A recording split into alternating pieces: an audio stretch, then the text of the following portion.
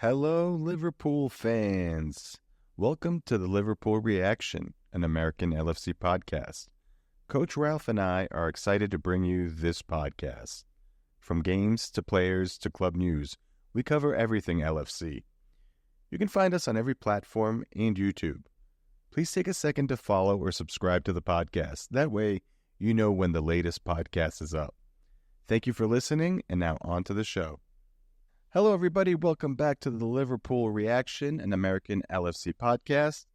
I'm joined by my co-host, Coach Ralph. My name is Salim, and we are joined by a special guest, Matt McDonald. Matt, how are you today? I'm doing really well. Thanks very much, Salim. Thanks for joining us. So, Coach, can you and Matt maybe kind of talk about how you guys know each other just to start the podcast? Yep. Well, I think it goes back to prehistoric times, actually, when dinosaurs were roaming the earth, and it was when I was an assistant coach at Dartmouth College to Bobby Clark, and Matt joined us up in Hanover, New Hampshire, and that's where I first got to meet him. And over the years, when I was at Tufts University as a coach, I was aware of his presence, if that's the right word, because he was moving around various schools in New England coaching. You know, he now coaches, and I believe you're at Roxbury Latin now, Matt. That's right, Ralph. And if I recall correctly, you were 19 when you took the assistant coaching job up at Dartmouth? Oh, I was older than that, actually. I would like to have been 19. I would like to have been 19, but. Yeah, we'll go with that one for this week. Yeah, that sounds about right, given that timeline. But we go way, way back, and I would definitely say from my time working with Ralph and Bobby to sort of start to see a little bit of the other side of soccer, not just as a player, and how they managed the group of boys and worked with them and found ways to connect. I think they really helped plant the seeds for me to find that as a passion as I left college and started thinking about my career and ways in which I could take what skills and abilities I had to sort of apply them to the world. And I've landed in a nice place. I've been at 3 different schools, and Roxbury Latin is actually the high school that I went to. And so being back here and working in this role and coaching a group of boys every year is in some ways doesn't feel much like a job, but it's a real privilege to be able to do. That's awesome. I went to St. John's High School in Shrewsbury, and I was looking at your athletic calendar to see if we played each other at all, and it doesn't seem like we do. But soccer is back in the day, Salim. I think we scrimmaged you guys preseason when I was at Buckingham. Okay. My parents live right down the street from BBN, so I know it well. And Coach, I think our goalkeeper Ben Gabramadden. Yes, he went to BBN, didn't he? Yeah. He went to BBN, yes. Yeah. All right. Well, Matt, with this being a Liverpool podcast, can you kind of talk to us about what the moment was that kind of shifted your fanhood to Liverpool, or how that started? Sure, and I'd be happy to. It was probably nothing more originally than a bit of good fortune, I guess, as I look back in retrospect. My dad had a job that caused us to move from the States, and until I was about 12, 13 years old, we lived in a variety of different countries, including 2 different spells in England. And that first time that I was in England, I was a little boy, maybe 5 or 6 years old. And my parents, in decorating a young boy's room, moving to England, soccer crazy, hung a picture of a soccer player up, or a football player up on the wall. And it just happened to have been, Liverpool in that all red kit. And I just didn't really know much about it at that time, but that red kit really stood out to me, and it was something that I enjoyed. and felt a sort of a connection with. And when we moved back for the second stint, which would have been the summer of '76, Liverpool at that point was a pretty significant team in the English First Division, and so that connection was easily rekindled when we came back there. And I was fortunate to be in England during that time when they won their first European Cup and were having that original success under Bob Paisley, and that really cemented things for me. And it's been a love affair really ever since. Yeah, there's for me it was with Coach. Actually, the Boston Lightning football club that he ran, and our shirts were like identical, and just kind of it was just a seamless transition for me. So as Coach says, he's doing the would you say, Coach, the Gospels, Liverpool gospel work? Yeah, I spread the gospel of Liverpool, and we can talk a bit more about it later, because actually I do quite well out of it, as I will explain. Okay, sounds good. Matt, with you having a more historical background with Liverpool, living in England, and understanding the team under Bob Paisley, aside from Stevie G, which I think is probably the all-time best player in Liverpool, is there another player that you were attracted to, playing style or anything like that? Well, yeah, it's hard. Again, going back to those days, at first, I was absolutely devastated and crushed when the team let Kevin Keegan go to move on to Germany, and could not fathom how they were going to possibly replace him. And then along came, the perfect, if not even better, replacement in Kenny Dalglish.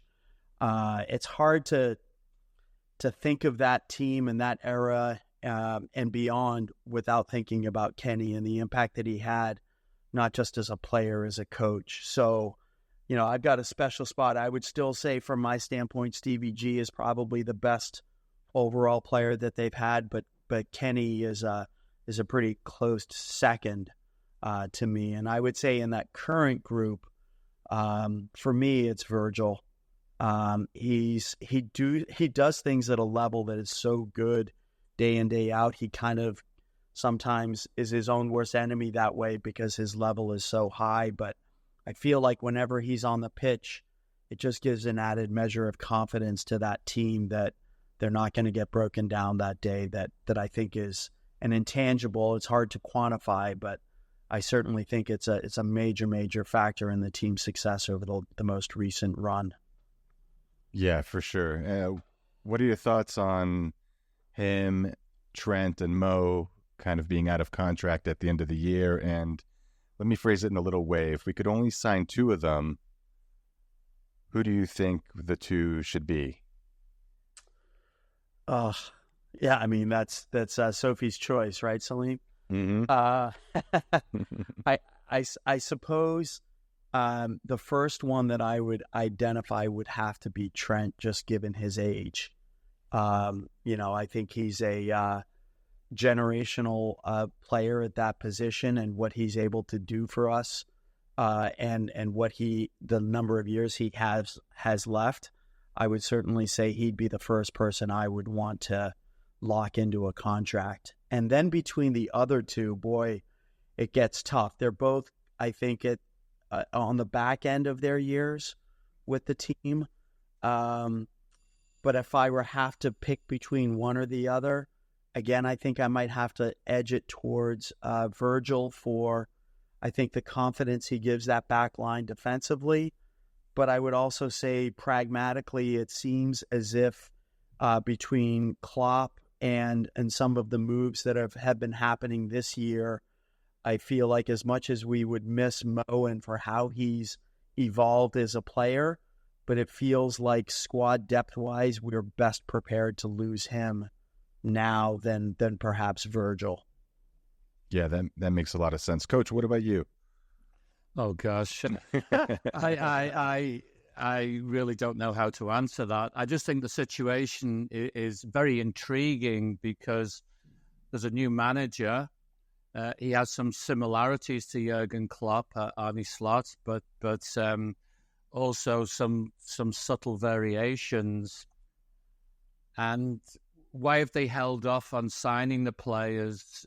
We don't really know what's going on behind the scenes because there's been quite a lot of changes.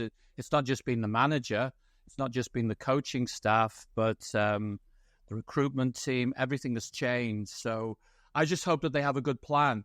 Because we've spoken about this before where there's a lot of irate fans on the internet that they haven't really signed anybody this summer. But I think it's very, very clear that Liverpool only sign if they feel that it's the right player.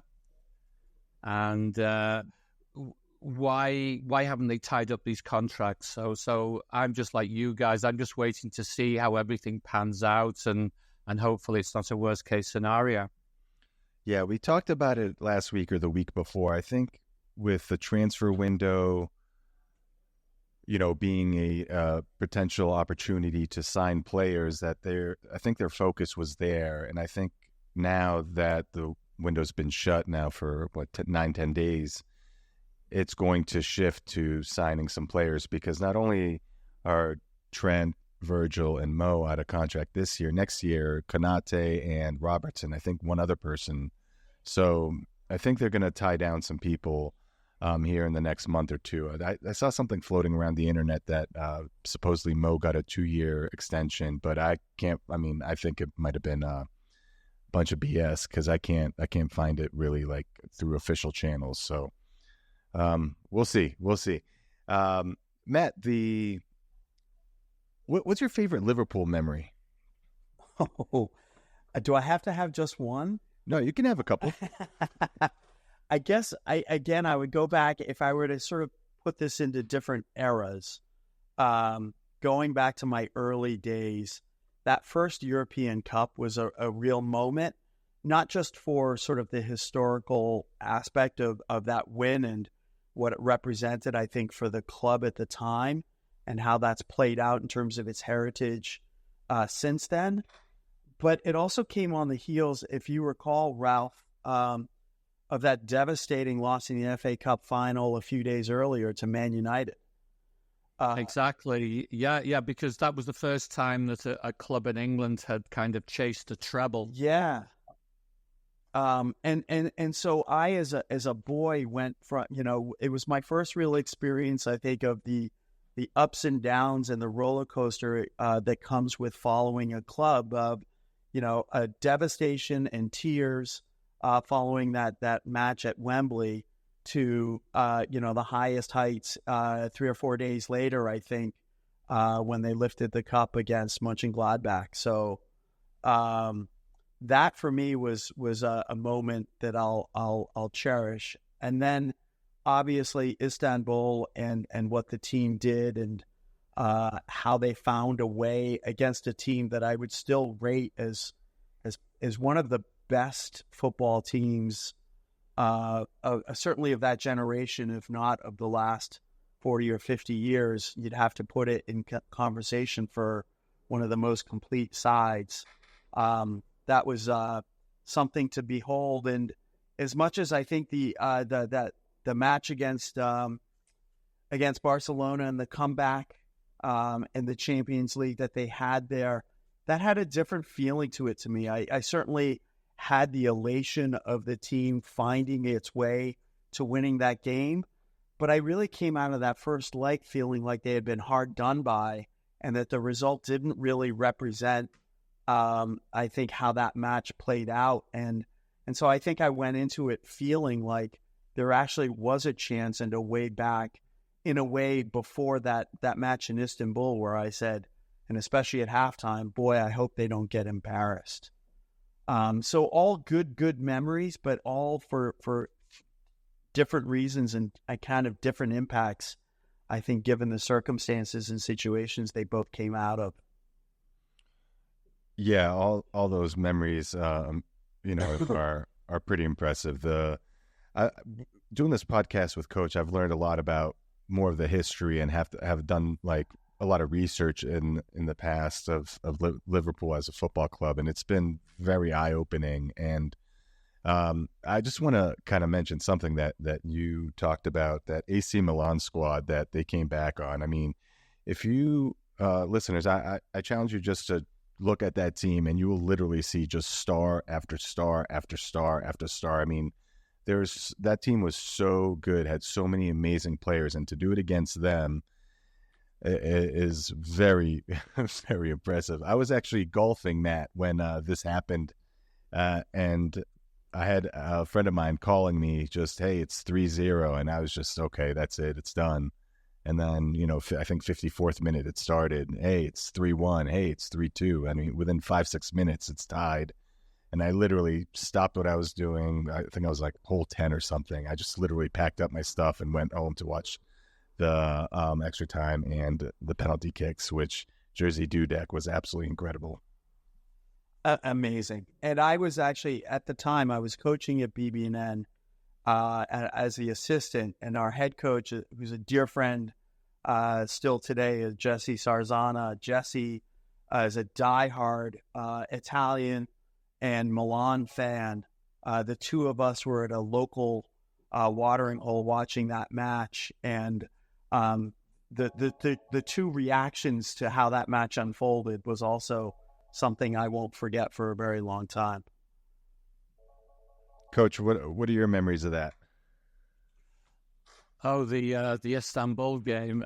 I think that's etched very, very firmly on the memory of every Liverpool fan, isn't it? But I was watching at home, and my son at the time, who of course now is a big Liverpool fan, he was only very young, and he hadn't really been bitten by the bug at that point. And so he was playing with a friend in kind of the room next door. And I could only imagine that during the first half, there wasn't much going on in the TV room, as it were. But the second half obviously was very, very different, because the way it all unfolded and so quickly, it was tough not to get drawn into the passion of the moment. It was, I'm usually quite passive when I watch the games. I like to enjoy them, but I don't think we could do that day, could we? Right. No chance, Ralph. No chance. Yeah. What do you guys think of the transition from Klopp to Slot, now that we've seen 3 games and we can kind of see a more control-based type of a game, as well as the counter press, but not as hectic as Jurgen had it? Coach, why don't you start us off on that one? Well, obviously it's gone well. I think that what's been impressive about Slot is he brought the team over to this country for a pre-season tour, and it wasn't really the team, but yet he got them playing quite well, and they got some good results. Not that it was kind of first team versus first team, but they looked pretty good. He had a lot of the academy kids and a lot of the talent playing. And then he comes back to England, and he does get the players in, and they're good players, but he quickly organizes them. And really, they've looked very, very impressive so far. The one thing that I would say overall is of course, we're seeing very extreme reactions to it. Liverpool's going to win the league and all this kind of stuff. And I wouldn't go quite that far, because I think the first big challenge will be this weekend, where they play Nottingham Forest, and then they have to go to Milan, actually, AC Milan. They have to reconnect with them in competitive football the following Tuesday. So you'll have players coming back from international duty, and apparently players like McAllister have picked up injuries. How bad are the injuries?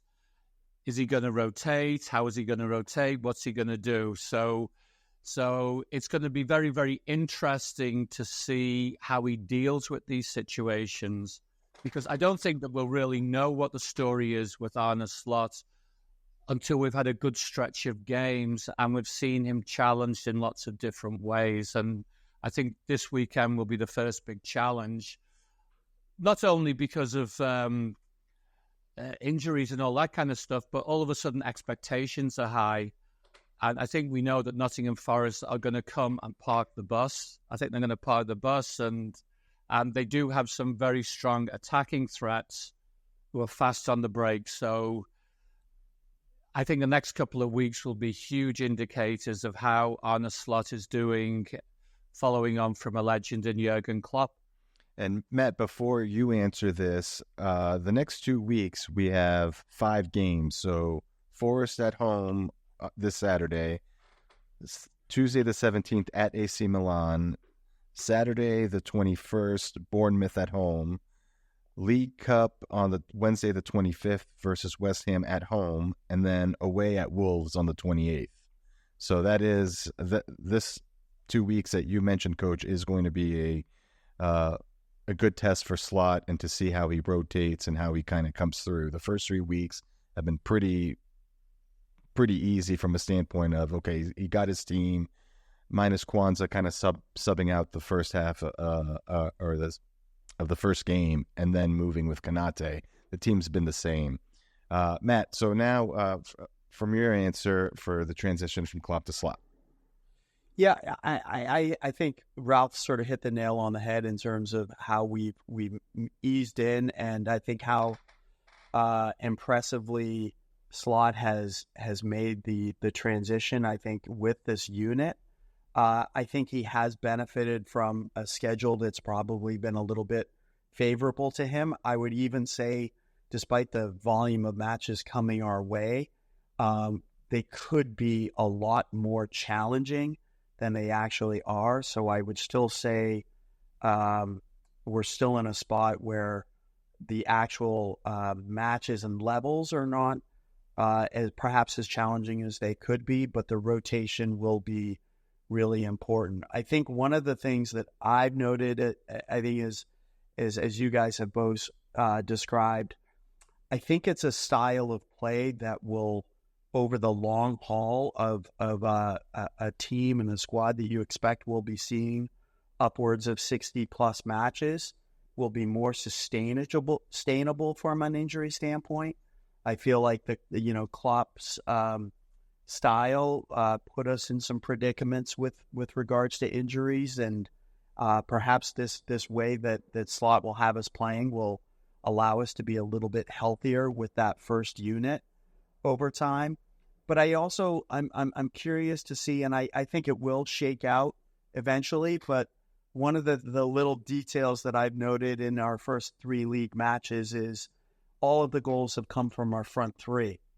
And we've yet to see that midfield start to score goals. And I felt like that was an area in the last season or two where the distribution, we weren't as sort of reliant upon Salah and Jota and the other guys up top to be the beneficiary of goals. And so I'm just hopeful and expecting to start to see our midfield players also start to contribute and provide some goal-scoring options for us. I think we certainly have the players there yet, but it's just been something that I noted that I'm curious to see how that evolves in time. Yeah, Szoboszlai had a good chance against Manchester United, and he got a little too cute with it. But that's a good observation that the front three are the ones scoring goals. That's always a good thing, right, that your forwards are scoring. But you're absolutely right about getting some more people to chip in and to see what happens. I think it will happen because Coach and I discussed this about a month ago and said, this style, we're going to get more. And the way Gravenberch has been playing, and McAllister has just been. We know he's good. We know he's really good, and he's going to find his form really soon. But Szoboszlai has been playing really well, distributing the ball, and he's got a thunderbolt for a shot. Kind of reminds me of John Arne Riise with how hard he connects with the ball. So that's a good observation. Coach, what do you think about the midfield kind of contributing a couple goals here and there? Who do you think's going to do it? And is there anything tactically that you see that will find a formula for it? Well, I think first of all we've got to be thankful that we're scoring goals. So looking beyond that, I'm sure that's on his to-do list. I think Slot's been fortunate in as much as he's inherited a midfield that has just been renovated, and the players now, like, they know what it's like to play for Liverpool.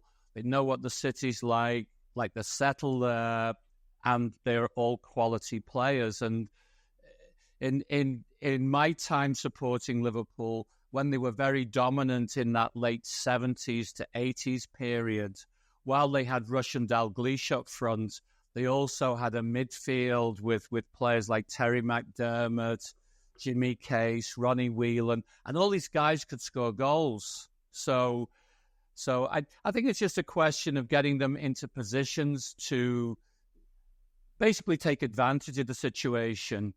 And I think that what's going to happen a lot is once teams start to play defensively against Liverpool, I think that you're going to see more space maybe around the edge of the penalty area.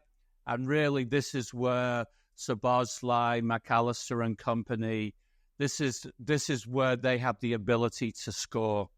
Because as you rightly pointed out, Szoboszlai has a tremendous shot, and he does score goals for his country. He scored previously for his clubs.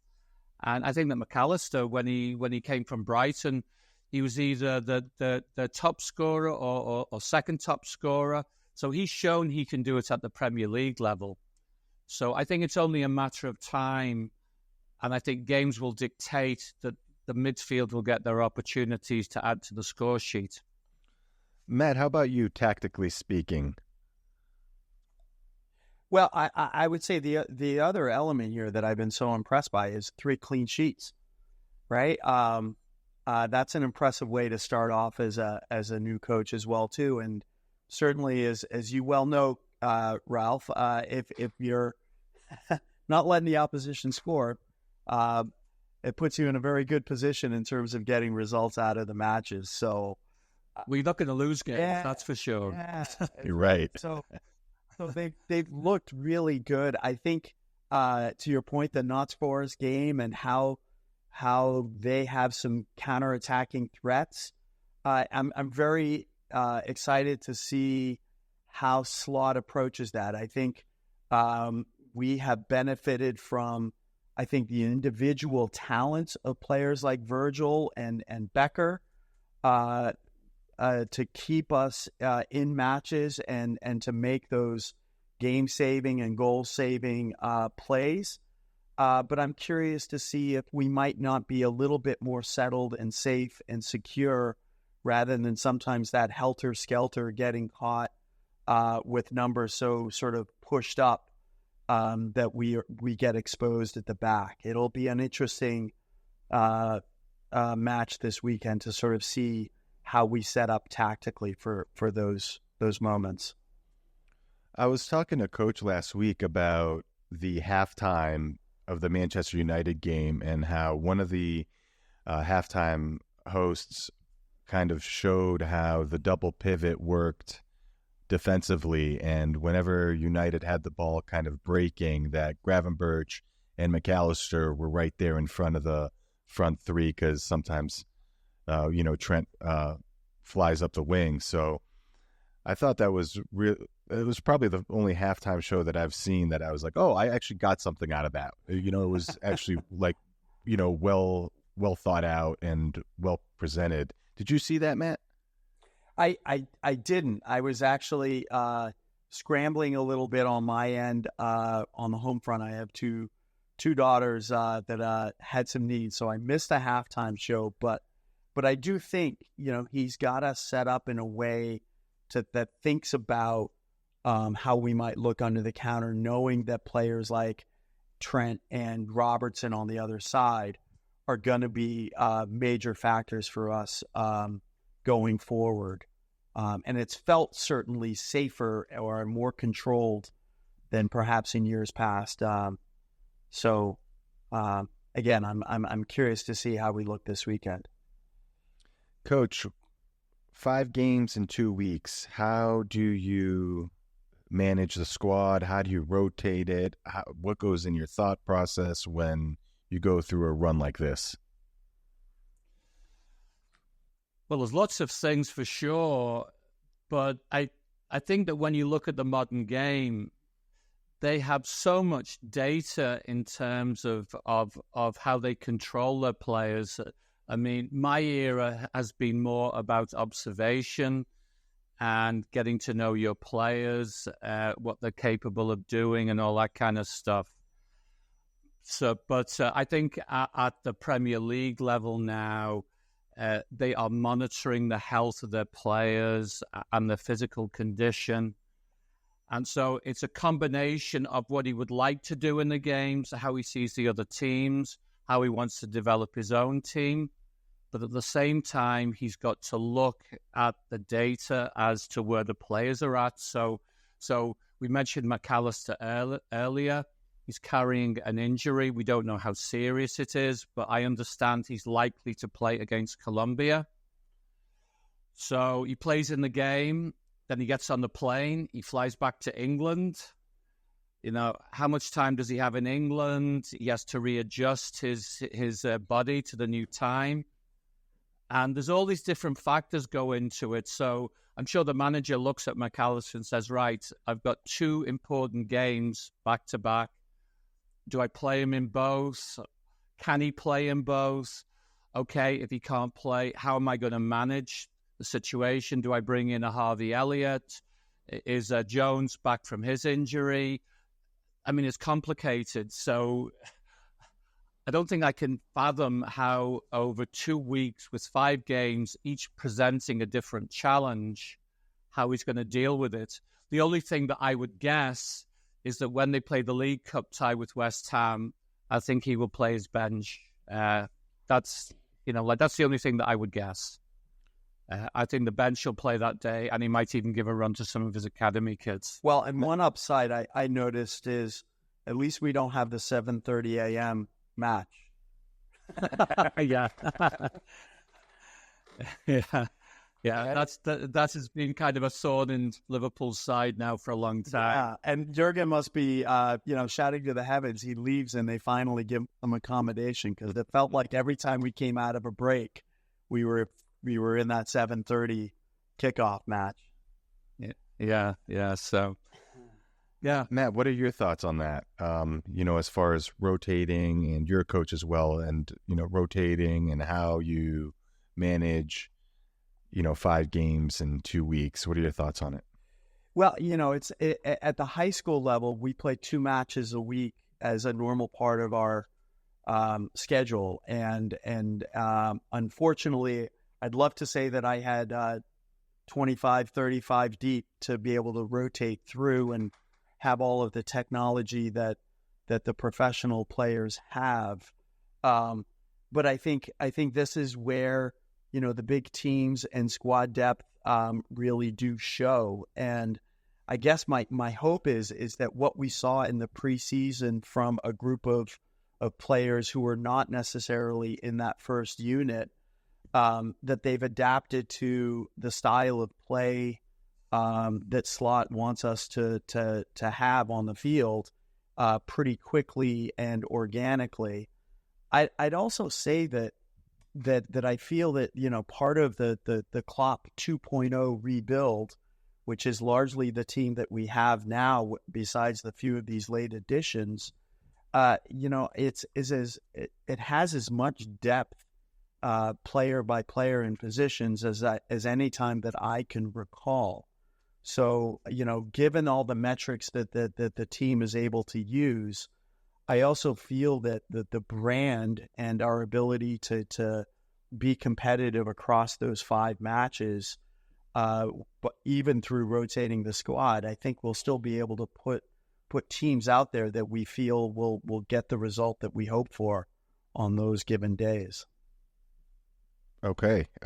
Coach, you mentioned Harvey Elliott, potentially somebody coming in. He came on strong at the end of last season. Is there anybody else? Is Kwanzaa going to get some game time here? Is Joe Gomez going to get game time? Is it Tsimikas and Bradley. What else do you see? My gut feeling is that he'll go with the same defense. But the only thing that'll change that is obviously if they pick up a knock playing for their countries.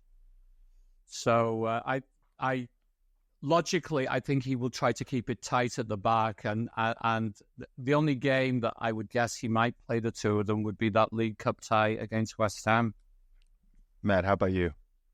Yeah, no, I think Ralph is spot on there. I think if we can maintain that back line and know that we're working with that group, it allows us a little bit more flexibility. But I do think that, players like Elliott, you've got a lot of our attacking group who I think will have something to prove and will want to show well of themselves if given the opportunity. And I think this is the perfect time for them to stake a claim to more sort of first team opportunities if they're able to come out of these 5 matches showing well of themselves. But Harvey's certainly a player with so much upside and talent. You have to think that he's going to find an opportunity and show well. What about Chiesa? Is Chiesa going to get a start at AC Milan, or is that the first time we see him maybe off the bench?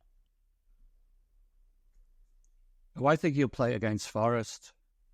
I think we could well see him on Saturday, because he's had 2 weeks. He's had 2 weeks now of training, and I don't think he's going to start or anything like that, but I wouldn't be surprised if he gets 15, 20 minutes. And if you look at the way that Slot has been subbing so far, he's not really been subbing in midfield, has he?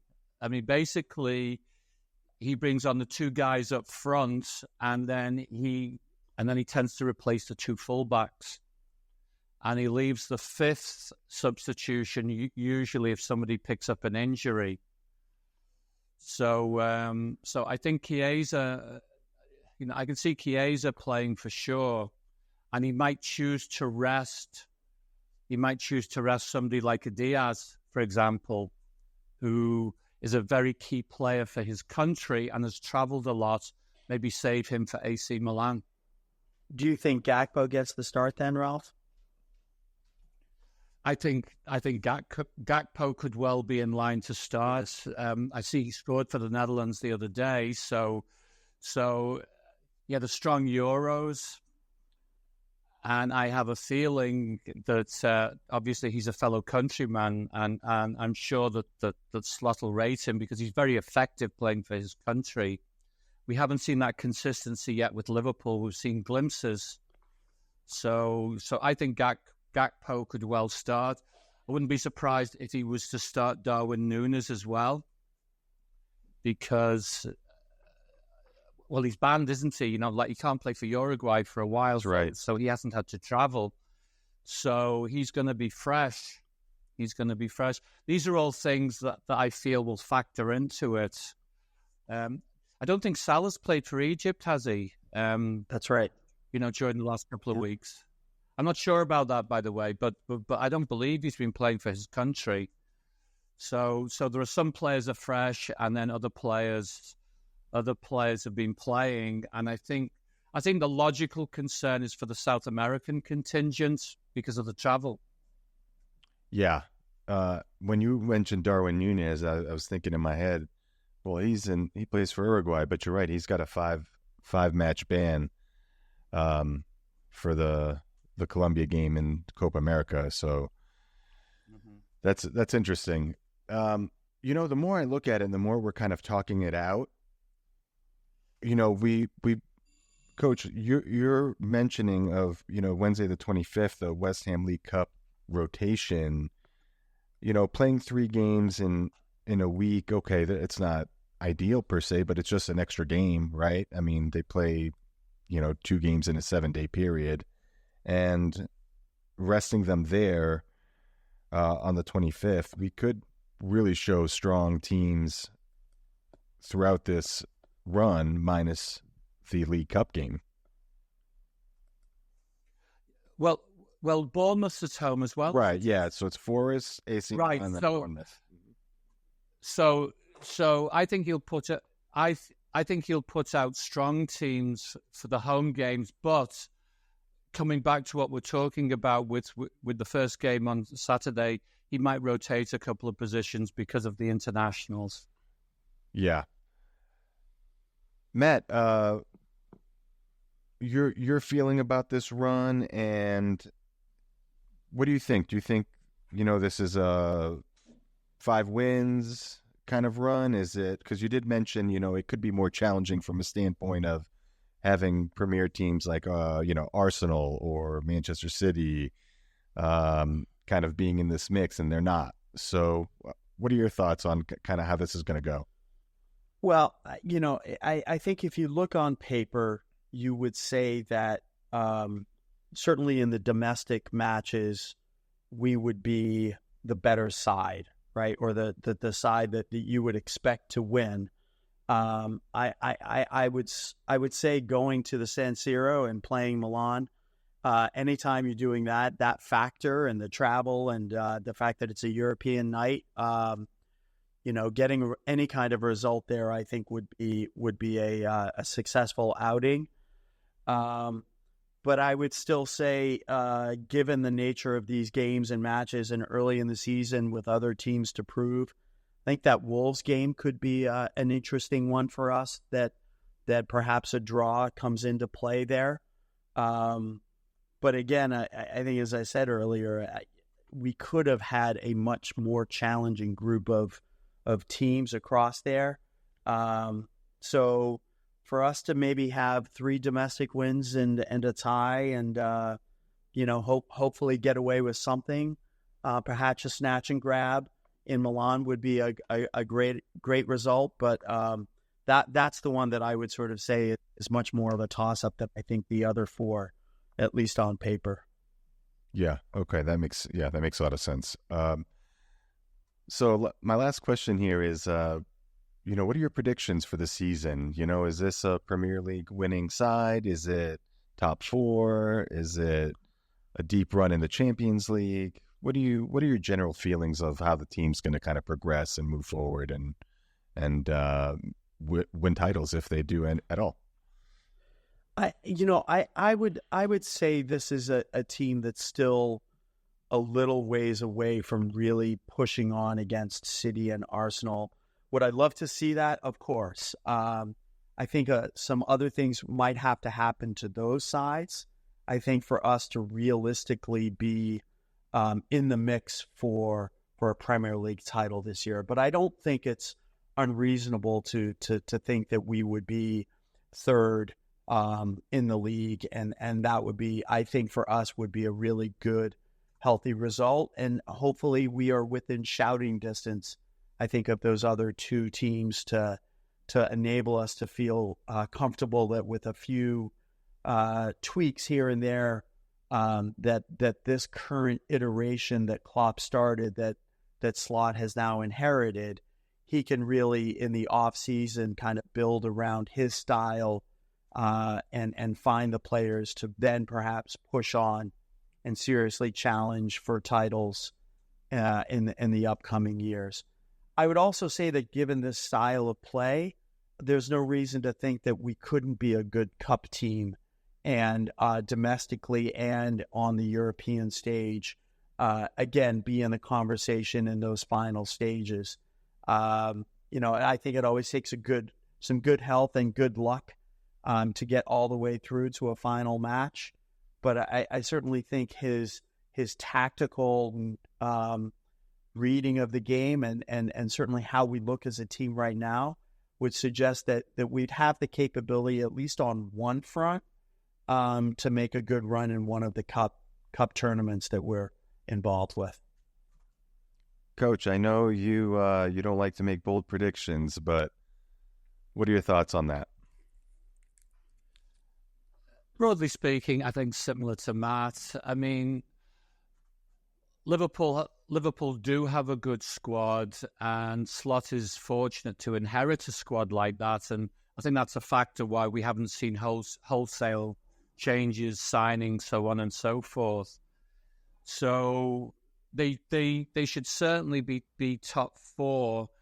as for a title run, I don't think we'll really know whether that's a possibility until we're the place, say, coming into the new year. I think by then we will have a greater sense of the current team, the manager, and everything that goes along with that, as well as obviously the other top teams like Manchester City and Arsenal. And I totally agree with the idea that a cup run is on the cards.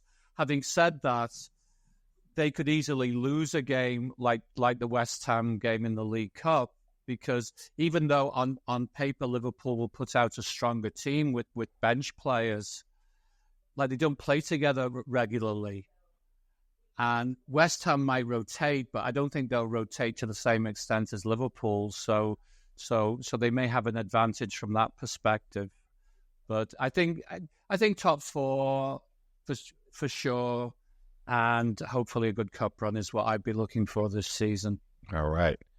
Well, Coach, thank you as always. Matt, thank you for joining the podcast. It was a pleasure talking to you, getting to know you, and thank you for your stories about your history with Liverpool.